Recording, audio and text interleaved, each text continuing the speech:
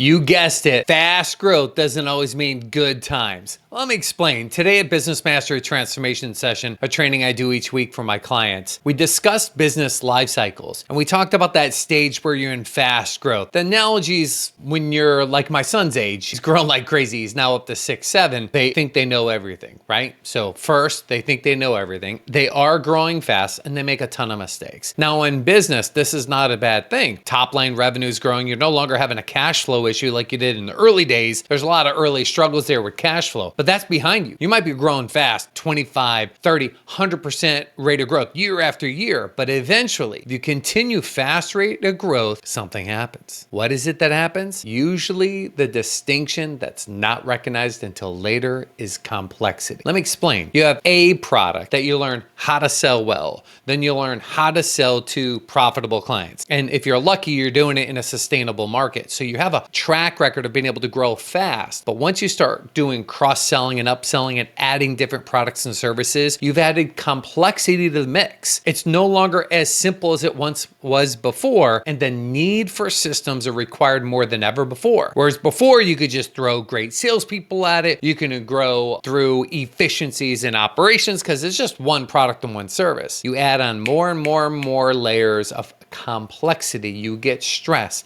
that demands for the needs of systems.